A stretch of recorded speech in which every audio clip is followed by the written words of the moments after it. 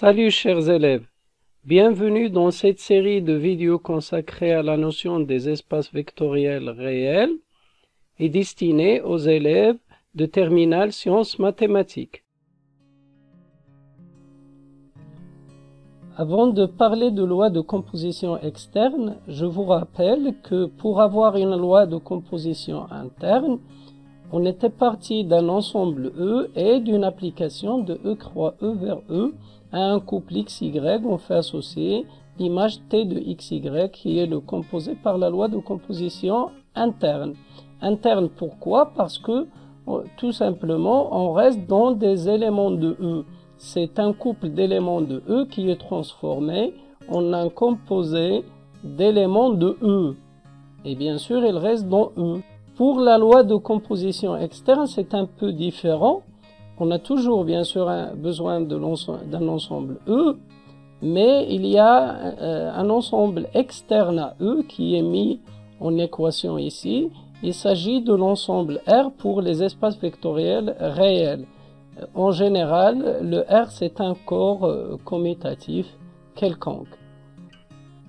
Une application T de R croix E vers E, au couple alpha x, alpha étant dans R et x dans E, on fait associer un composé T de alpha x qui appartient toujours à E.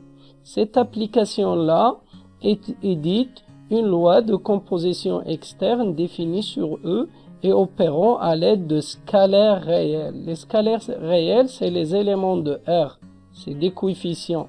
L'adjectif externe, c'est parce que on a fait introduire des éléments extérieurs à l'ensemble E. L'image T de alpha x est appelée composée du scalaire alpha appartenant à R et du vecteur x appartenant à E. Ce composé est souvent noté d'une manière plus facile par alpha.x ou alpha x.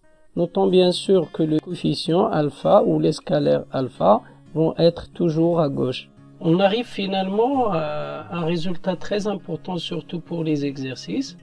C'est une redéfinition de la loi de composition externe sur un ensemble E par cette équivalence. Pour tout alpha x appartenant à R croix E, le composé T de alpha x doit impérativement appartenir à E pour faire de T une loi de composition externe sur E. Vous avez une multitude d'exemples concernant les lois de composition externe. On va en prendre un et l'expliquer. Il s'agit de montrer que la multiplication d'une matrice par un nombre réel est une loi de composition externe dans l'ensemble M2 de R des matrices carrées d'ordre 2 à coefficient réel. Donc on va prendre un alpha appartenant à R quelconque, soit alpha appartenant à R, et on va prendre une matrice M ABCD de M2 de R. Voilà. Bien sûr, les coefficients A, B, C et D sont derrière. Il s'agit de montrer que la multiplication de alpha par M est bien une matrice de M2 de R. Voilà. Donc, par définition, alpha fois M, alpha fois M, la matrice M, n'est autre que alpha fois A, B, C, D. Voilà. Et par définition, c'est la matrice alpha fois A, alpha fois B, alpha fois C, alpha fois D. Donc on multiplie le coefficient de la matrice par le réel alpha. Et bien le résultat, c'est une matrice carrée de M2 de R. Donc, ce qui veut dire que pour tout alpha appartenant à R et pour tout M appartenant à M2 de R, voilà,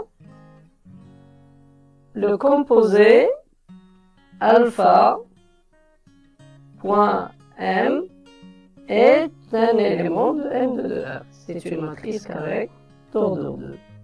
Et bien sûr, ceci signifie, d'après l'équivalence qu'on avait signalée avant, que la multiplication d'une matrice par un nombre réel est une loi de composition externe, d'où le résultat ci-dessus.